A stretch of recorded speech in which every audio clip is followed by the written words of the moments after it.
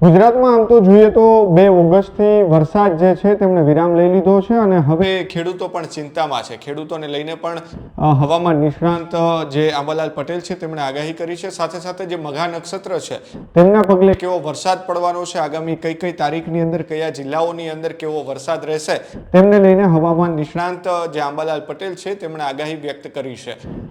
જન્માષ્ટમી પણ આવી રહી છે, તો જન્માષ્ટમીમાં કેવો વરસાદ રહેવાનો છે, ગણેશ ચતુર્થીમાં કેવો વરસાદ રહેવાનો છે તેમને લઈને પણ આંબાલાલ પટેલ છે તેમણે વરસાદની શક્યતા વ્યક્ત કરવામાં આવી છે. ત્યારે કયા કયા જિલ્લાઓની અંદર વરસાદ રહેશે, આગામી તહેવારોમાં ક્યાં વરસાદ પડવાનો છે અને તેમને લઈને શું આગાહી વ્યક્ત કરી છે, આવો જાણીએ આંબાલાલ પટેલ પાસેથી. ધીરે ધીરે વરસાદી ઝાપટા પડવાની શક્યતા રહે છે. તડકા વચ્ચે વરસાદ ઝાપટા પડવાની શક્યતા છે. આશ્લેષ નક્ષત્રના વરસાદ ઝાપટા મોટા હોય છે. ભિન્ન ભિન્ન ભાગોમાં વરસાદ ઝાપટા પડવાની શક્યતા રહે છે. ક્યાંક ઉઘાડ પણ કાઢવાની શક્યતા રહે છે. કોઈ ભાગમાં વરાપ થવાની પણ શક્યતા રહે છે. પરંતુ એકાએક વરસાદ થતાં વરાપ વચ્ચે પણ ક્યાંક ખેડૂત ભાઈઓને હરકત આવી શકે. આ ઉપરાંત તારીખ 17મી ઓગસ્ટથી મઘા નક્ષત્રમાં સૂર્ય આવશે. મઘા નક્ષત્રનું વરસાદી પાણી સારું ગણાય છે અને મઘાનું પાણી અમૃત પાણી. પહેલાંના વખતમાં શહેરોમાં પાણીના ટાંકામાં આ પાણી ભરવામાં આવતું હતું. તારીખ 17થી 19માં વરસાદ થવાની શક્યતા રહે છે. ભિન્ન ભિન્ન ભાગોમાં વરસાદ થવાની શક્યતા છે. હવે મધ્યપ્રદેશના ભાગોમાં ભારેથી અતિભારે વરસાદ થવાની શક્યતા રહે છે, જેના કારણે નર્મદા નદીનું જળસ્તર વધવાની શક્યતા રહે છે. અને તારીખ 20મી ઓગસ્ટમાં પણ ક્યાંક વરસાદ થવાની શક્યતા છે. પરંતુ તારીખ 20, 21 ને 22માં મુંબઈ, મહારાષ્ટ્રના ભાગોમાં વરસાદ થવાની શક્યતા રહે છે. દક્ષિણ ગુજરાતના ભાગોમાં વરસાદ થવાની શક્યતા રહે છે. પરંતુ લગભગ તારીખ 23 ઓગસ્ટ બાદ પણ વરસાદ થવાની શક્યતા રહેશે. તારીખ 26ની આસપાસ બંગાળ સાગરમાં એક મજબૂત સિસ્ટમ છે, તેના લીધે ગુજરાતના ભાગોમાં ભારેથી અતિભારે વરસાદ થવાની શક્યતા રહેશે.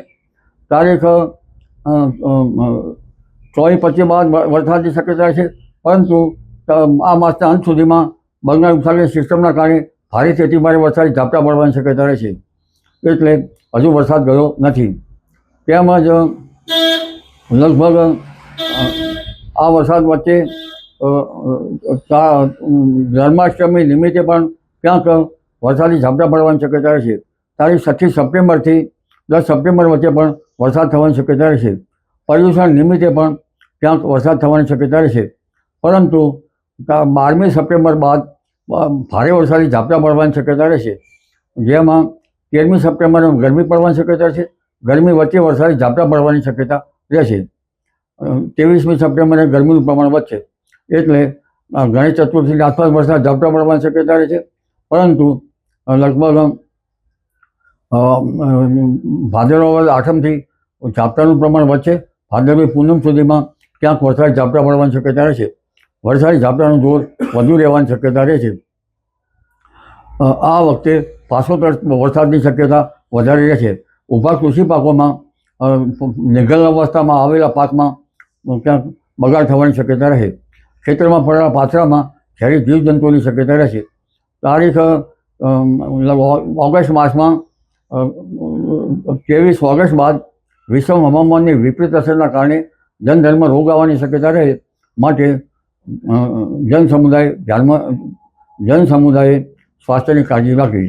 ઓગસ્ટ માસમાં ઊભા કૃષિ પાકમાં ઈયળો પડવાની પણ ધાસ્તી રહેશે. અને લગભગ ત્યારબાદ જોવા જઈએ તો આ વખતે દરિયામાં ઊંચા ઉછળશે. સપ્ટેમ્બર માસમાં પણ દરિયામાં હલચલ જોવા મળશે. પશ્ચિમ સૌરાષ્ટ્રમાં પણ વરસાદ થવાની શક્યતા રહેશે. ખાસ કરીને દ્વારકા, પોરબંદર અને જામનગરમાં વરસાદ નથી, ત્યાં પણ હલચલના કારણે વરસાદ ઝાપટા પડવાની શક્યતા રહેશે. 20 ઓગસ્ટ બાદ અલ નીનોનો પ્રભાવ વધશે અને સપ્ટેમ્બરમાં અલ નીનોની ઘાતક સ્થિતિ અનુભવાશે. તારીખ 10મી ઓક્ટોબર બાદ પણ દરિયાના હલચલના કારણે ક્યાંક વરસાદ થવાની શક્યતા રહેશે. એટલે અને 5મી ઓક્ટોબરે દરિયામાં પવન ફૂંકાશે. 17મી ઓક્ટોબરે પણ દરિયામાં પવન ફૂંકાવાની શક્યતા રહેશે. એટલે આ વખતે તહેવારોમાં પણ વરસાદ થવાની શક્યતા રહેશે. ક્યાંક ભારે વરસાદ થવાની શક્યતા રહેશે. આ અરસામાં કેટલીક નદીઓમાં જળસ્તર વધશે. તાપી નદીનું જળસ્તર પણ ધીરે ધીરે વધવાની શક્યતા રહેશે. એટલે આ વરસાદ જે છે પાછોતર વરસાદ વધારે થવાની શક્યતા રહેશે. ઊભા કૃષિ પાકો માટે બગાડ થવાની શક્યતા રહે છે અને મઘામાં માખીનું જોર વધશે અને 30-31 ઓગસ્ટના વરસાદથી મચ્છરનું પ્રમાણ વધશે. જી. ખેડૂત ભાઈઓ છે એ ખેતરમાં ડ્રોન ઉડાવતા હોય છે ત્યારે આપણે એક પ્રશ્ન સતાવતો હોય છે કે જે આપણે અત્યાર સુધી જીપીએસ ટેકનોલોજીવાળા ડ્રોન વાપર્યા છે, જેથી કરીને મોબાઈલ ટાવર છે અથવા તો હાઈ ટેન્શન લાઇન પસાર થતી હોય, કોઈ વૃક્ષો હોય, ત્યારે જે જીપીએસ ટેકનોલોજીવાળા ડ્રોન છે એમાં ટકરાય અને ટ્રેસ થાય છે.